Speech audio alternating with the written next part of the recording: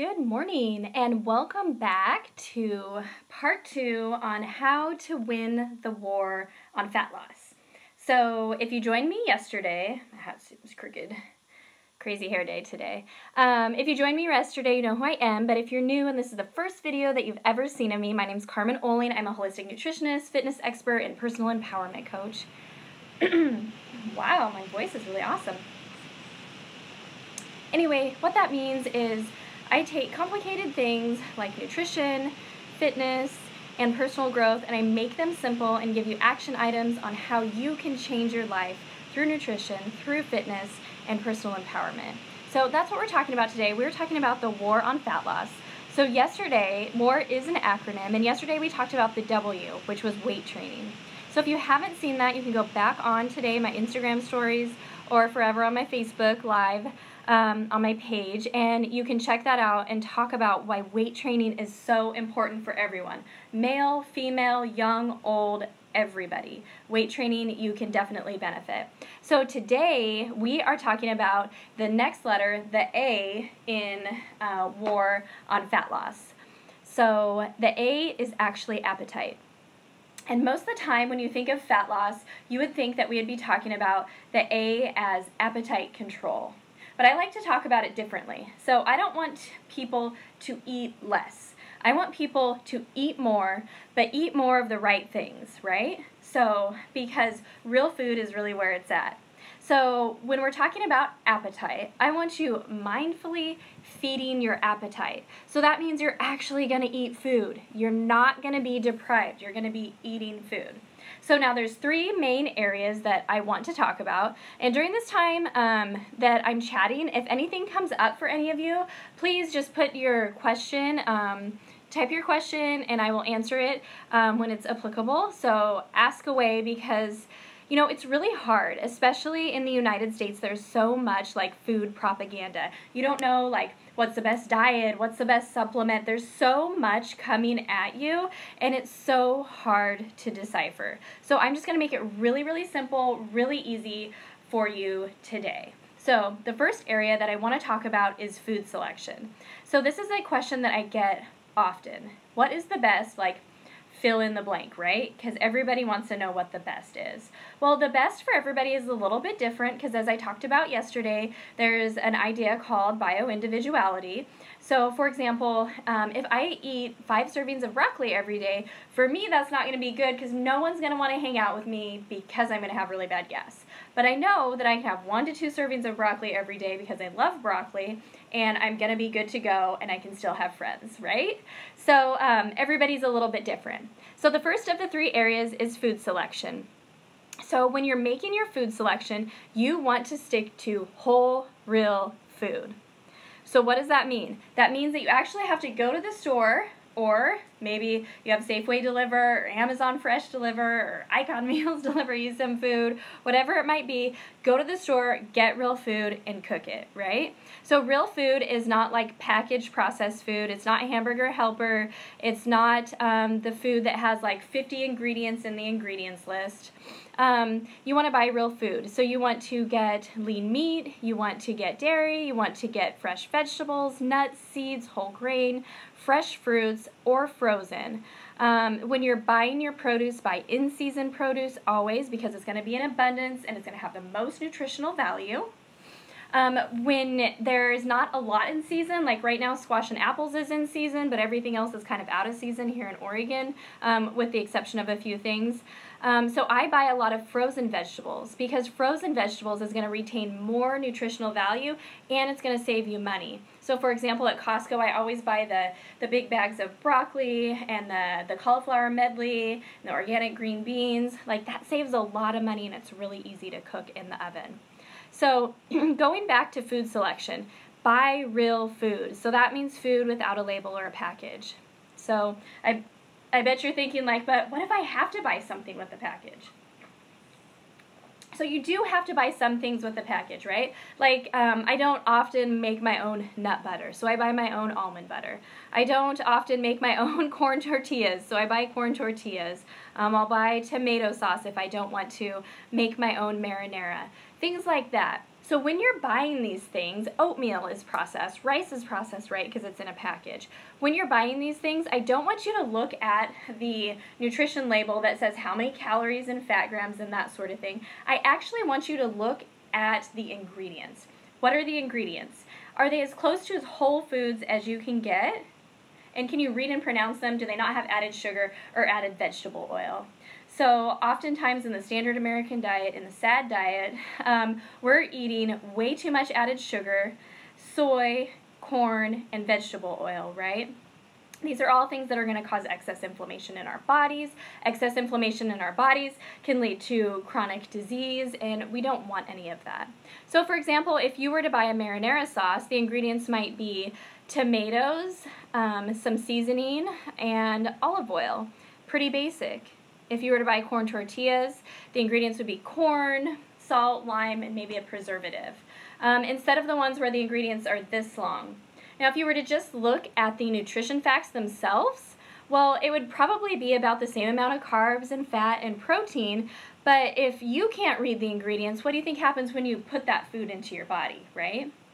So again, you want to stick to lean protein, so organic, cage-free eggs, free-range poultry, wild-caught fish, and grass-fed beef. Grass-fed beef is going to be higher in the omega fatty acids, which is the good fatty acids. If we're eating a good amount of those, I'd recommend like no more than once a week on that. If you do dairy, then you can get dairy as well for lean protein. There are some good protein powders out there that you can use. I do like Optimum Nutrition, kind of a basic whey, Allmax whey also. If you don't do dairy, then get the Garden of Life Sport or the Vega Sport. Make sure you get the Sport one because then it's going to be a protein supplement, not necessarily like a meal replacement where it has a bunch of fat and carbs in it too. So I like to use protein powder just for protein powder as a supplement. Now, good for you carbs. So I bet people have a question about carbs. I get this all the time when I talk with clients. They say, oh, well, I don't eat very many carbohydrates. And I would say, why not? Like, why not eat carbohydrates? That's our body's main energy source, and it also aids in cognitive function. For me, I know it actually helps with my digestion when I'm eating some carbohydrates. Carbohydrates are great. Now, why carbs get such a bad rap is if you think of a standard American household, in the evening, what are you doing? You're sitting, you're being very sedentary, and you're watching TV, right? And what are you eating when you're watching TV? You're eating the cake, the cookies, the snacks, all that processed shit that your body doesn't know what to do with and you don't need. You don't need that. But the good carbs are going to be the real food-based carbs. So, potatoes, sweet potatoes, rice. Black rice is my favorite. Whole grains, squash.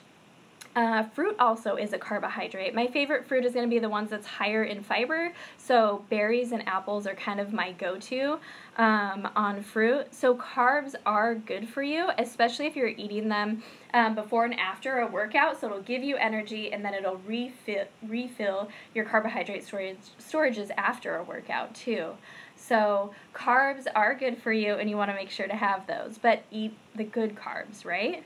And then healthy fats. So healthy fats are going to be, the oil that I recommend is coconut oil, avocado oil, or olive oil. So olive oil is good for marinades and dressings, and then coconut oil and avocado oil can actually cook at a higher temperature, so it's best for sauteing or roasting. But I always recommend measuring your oil. Most people don't measure their oil. A serving of oil is actually 1 teaspoon, which is a very, very small amount. And so if you have an issue with like dousing your food with oil, switch over to maybe an avocado or coconut oil spray or an olive oil spray and use that instead to do your cooking when you're doing your roasting and your sauteing and that sort of thing.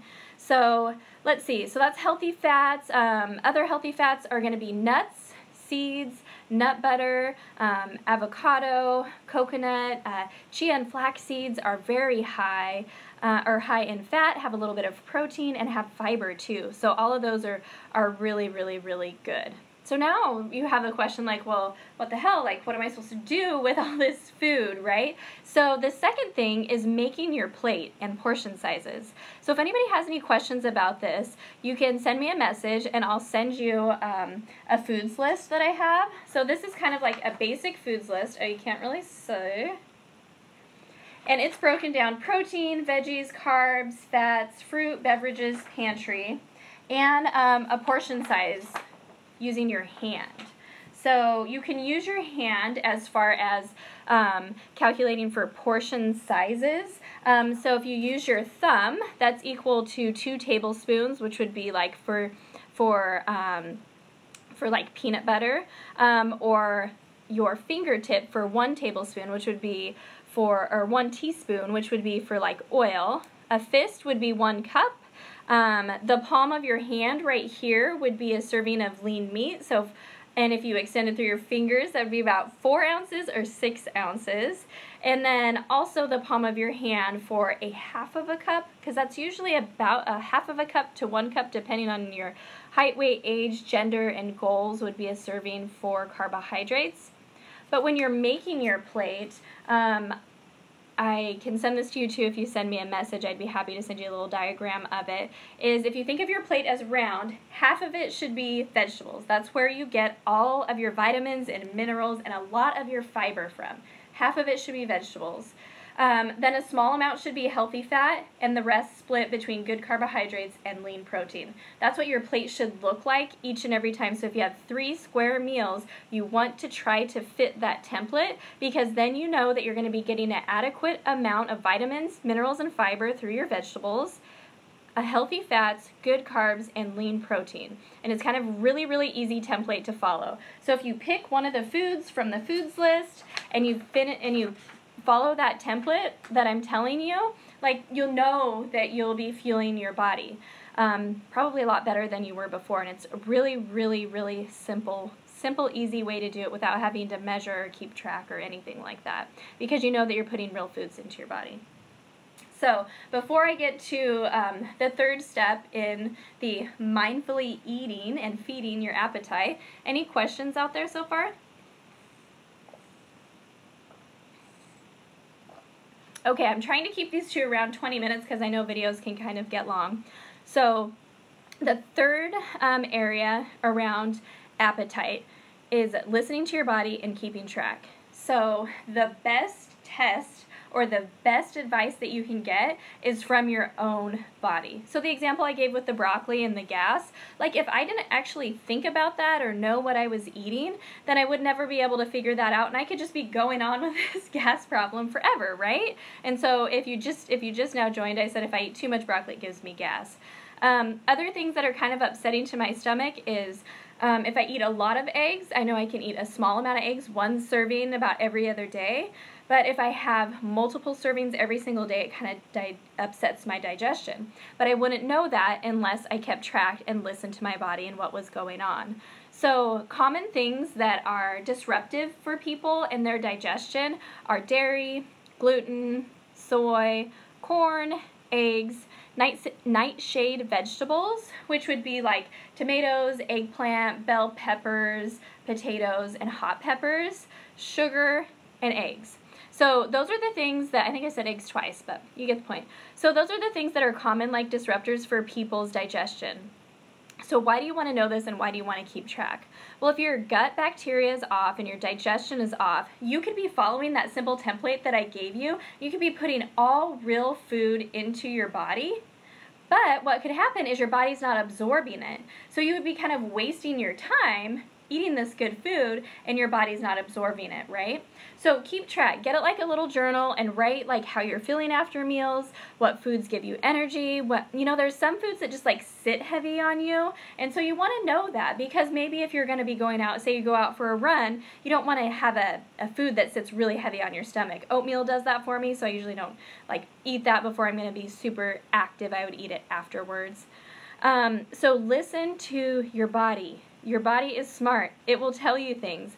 Other signs that you can think of other than just like upsetting your digestion are like skin issues. So if you're getting like really dry skin, or acne. I recently did, if you guys are following me on YouTube, and I mentioned it yesterday, I'm doing the Christmas experiment. So for 3 days, I just ate kind of like standard American diet, like whatever that is, whatever was in front of me. I didn't pay attention to, I didn't barely eat any vegetables, like I didn't pay attention to a lot.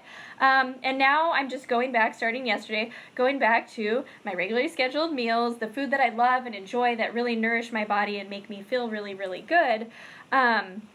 And so you can follow me on that, but some things that I noticed from just eating that other way, the standard American diet way, is I got some acne, my skin was like red, my skin was really puffy, I was very bloated, I was retaining a lot of water. In fact, in like one day, I lost like 4 pounds, which is crazy because I know I didn't actually lose 4 pounds of fat, but that was like the inflammation from eating the bad food and the reaction from my body. So if you think about that, like if you're eating that food right now, like day in and day out, and not focusing on eating whole, real foods, like just think about how much inflammation and how much harder and stress you're putting on your body and how much harder it has to work. And why, as we get older, if we're consistently eating those non-nutritious foods and the processed foods and the fast foods and the high sugar, high vegetable oil, then how much stress that puts on our body, and why as Americans we have so much chronic disease and so many people that are taking medication. Because realistically, like, food is medicine, and a lot of my clients are able, who take medication and have some sort of health concern, are able to get off those medications and just focus on eating real food. So that third thing is listen to your body and keep track, because if you don't write it down, you're going to forget, right? You think you're going to remember, but you're not going to remember, so write it down. You could also use like a food tracking app. I use My Macros Plus. It's like orange and it's an MM when you go to the App Store to look for it. But on that, I absolutely love it. I have all my clients use it, and you can put notes in it. And so that would be a really, really easy way that you would be able to kind of do that on the go. So if all this seemed really complicated for you, like, here's a really easy way to break it down. So drink water, cut out alcohol, right? Maybe if you drink every day, have a drink once a week, cut it down a little bit. Up the amount of vegetables that you're eating. So eat 3 to 5 servings of vegetables a day, get rid of sugar, fast food, and processed food, and be freaking consistent. So this works 100%. I can tell you with a 100% guarantee, if you start putting real food into your body and if you eat 3 meals the way that I explain, it will work for you 100%. And there's little things too, like just kind of a side note of why I'm suggesting to eat like organic cage-free eggs or grass-fed beef, that sort of thing. So if you think about it, like let's think about chickens and their eggs. So commercially raised eggs, the ones that are white in the store, we think like, oh, this is a healthy choice. Carmen told me to eat eggs, right? But those chickens are usually kind of locked up, and they're fed subsidized, so probably full of GMOs, corn and soy, right? So let's say you've been journaling and you find out that like corn and soy really upsets your stomach, but you choose an egg where the chicken is being raised and given a bunch of corn and soy and stress and how it's being raised, like that could, then you're ingesting what that chicken is eating when you're eating the egg. So just a little something to think about, like a little bit more tidbit on that. Okay, so to recap things that can help you on your journey. If you would like the portion size handout, the foods list, and a little diagram of a plate on how to make those 3 meals, shoot me a message on Instagram, comment on Facebook, and let me know, and I'd be happy to email that over to you so you can get started right away. If you're still kind of confused on like how to make meals, or if the food sounds boring, I do have a brand new program that I'm launching on January 1st. It is called the Real Food Meal Prep Program. And basically what this is you get a meal plan, a shopping list, you get recipe instructions, you get options to pick from of what you want to make. So you can meal prep the same thing for the week, or you can make different things in options. We have a group of amazing people that you can connect with. There's going to be learning opportunities, live videos like this that you can learn from. So it's not just like a meal plan, but you actually get educated and learn how to eat real food and live a sustainably healthy life with your diet. So you can head over to carmenohlingeatmovelive.com if you want to check that out, or again, message me if you have any questions. But we are now at the 21-minute mark, so I'm going to end this unless you have any other questions. Please let me know now. So far on the war on fat loss, we covered the W, which was weight training. We covered the A, which was mindfully feeding your appetite. It's not about eating less. It's about eating more of the right things. Most people that I work with say, oh my gosh, do I have to eat all this food, right? And that's not how we traditionally think of a diet. And so this is not a diet. This is a way to actually eat real food, fuel your body, nourish your body, feel good, do the things that you really, really want to do in life, and live your best life possible. So there are no questions. Mike, thank you for telling me that I am rocking it and thanking me for the information. I appreciate that. And thank you all for joining me. So tomorrow we're going to do the final on the series, 11 a.m., Instagram Live, Facebook Live, so it'll be the R for the war on fat loss. And I hope this is helpful to you. Please message me, email me, comment if you want me to send you over that information so you can get started with eating real food for the new year and feeling amazing. So thank you all for joining me.